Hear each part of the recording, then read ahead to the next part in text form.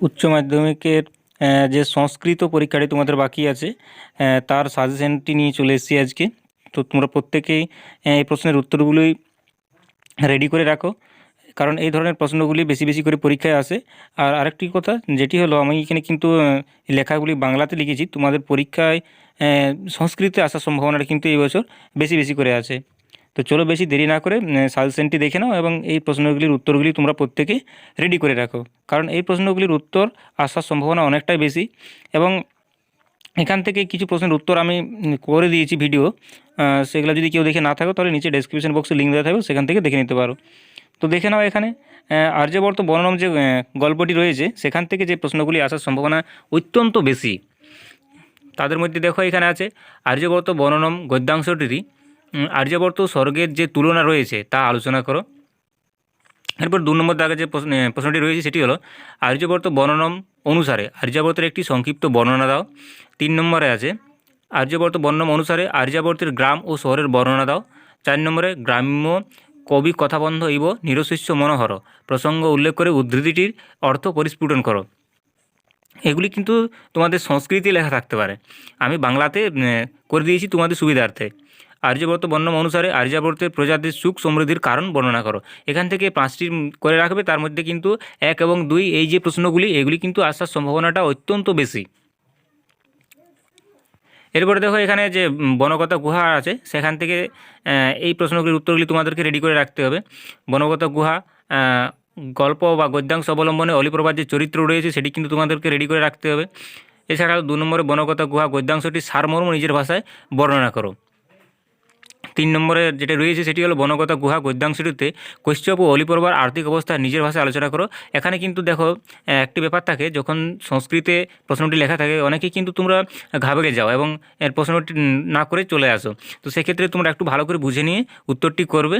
যদি সারমর্ম বলে তাহলে কিন্তু গল্পটির যে মূল বিষয়বস্তু সেটি লিখে দিলেই এর উত্তর হয়ে যাবে। এরপর দেখো 4 নম্বরে যে প্রশ্নটি রয়েছে সেটি হলো বনগতা গুহা গদ্যাংশে অলিপর্বা কর্তৃক দৃষ্ট দস্যুদের কার্যকলাপ বর্ণনা করো। এবং 5 নম্বরে যেটি রয়েছে সেটি হলো দ্বারং চ সমতি সংবৃত্তং, এখানে কোন দ্বারের কথা বলা হয়েছে, দ্বারটি তখনই বন্ধ হলো কেন এবং ঘটনাটি বিবৃতি করো। এই প্রশ্নগুলির উত্তর তোমরা বনগতা গুহার থেকে করে রাখবে। গল্প থেকে 2টো প্রশ্ন থাকে, তার মধ্যে কিন্তু তোমাদের একটি করতে হয়। আশা করছি এই প্রশ্নগুলির মধ্যেই তোমরা পেয়ে যাবে। তোমরা দেখেছো প্রত্যেকে এডুকেশন থেকে যে প্রশ্নগুলি দিয়েছিলাম বা তার উত্তরগুলি দিয়েছিলাম সেগুলো কিন্তু সকলে এসেছে। এই সংস্কৃত আশা রাখছি এই ধরনের প্রশ্নগুলি এসে যাবে। তো দেখে নাও এখানে গঙ্গোস্ত্রোতম থেকে যে কবিতা রয়েছে সেখান থেকে যেগুলি বেশি বেশি করে আসার সম্ভাবনা আছে। শ্রী গঙ্গোস্ত্রোতম পাঠ্যাংশে গঙ্গার যে বর্ণনা করা হয়েছে তা নিজের ভাষায় আলোচনা করো। এছাড়া 2 নম্বরে যে প্রশ্নটি রয়েছে সেটি হলো শ্রী গঙ্গোস্ত্রোতম পাঠ্যাংশ অনুসারে গঙ্গার মাহাত্ম্য বর্ণনা করো। 3 নম্বরে শ্রী শঙ্করাচার্য কেমনভাবে দেবী গঙ্গাকে স্তুতি করেছেন তা নিজের ভাষায় আলোচনা করো। 4 নম্বরে যে প্রশ্নটি রয়েছে সেটি হলো শ্রী গঙ্গোস্ত্রোতম পাঠ্যাংশে এর রচয়িতাকে, তিনি দেবী গঙ্গাকে যেসব নামে ভূষিত করেছেন সেগুলি সম্পর্কে আলোচনা করো। এছাড়াও 5 নম্বর দাগে যে প্রশ্নটি রয়েছে সেটি হলো শ্রী গঙ্গোস্ত্রোতম পাঠ্যাংশের নামকরণের সার্থকতা বিচার করো। এগুলি ছিল তোমাদের।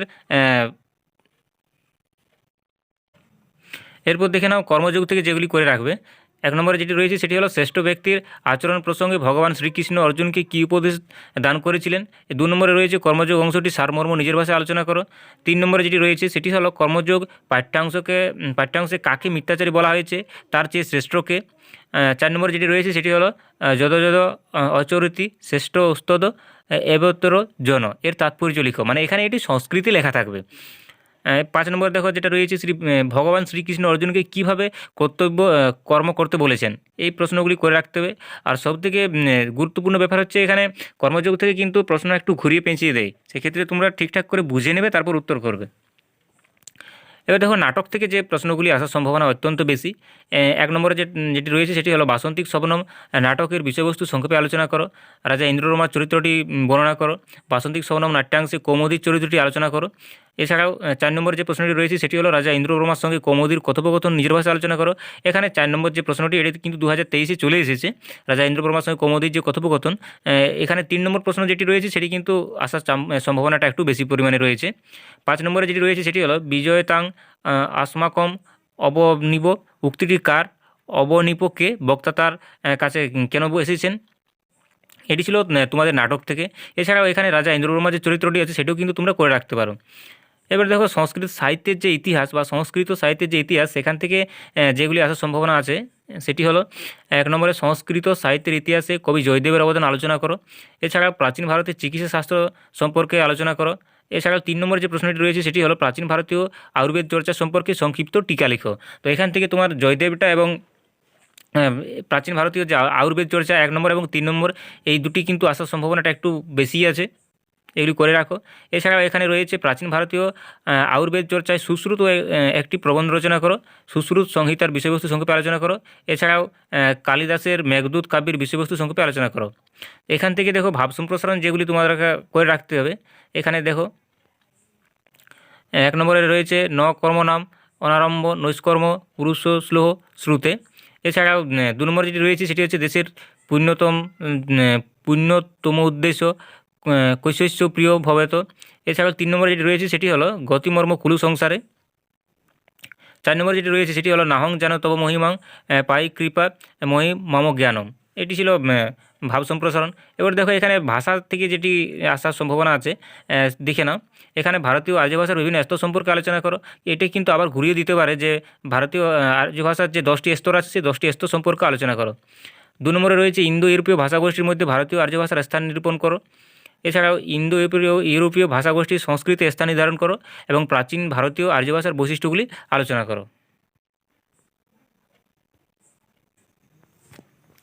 এছাড়াও তোমরা নিবন্ধ রচনার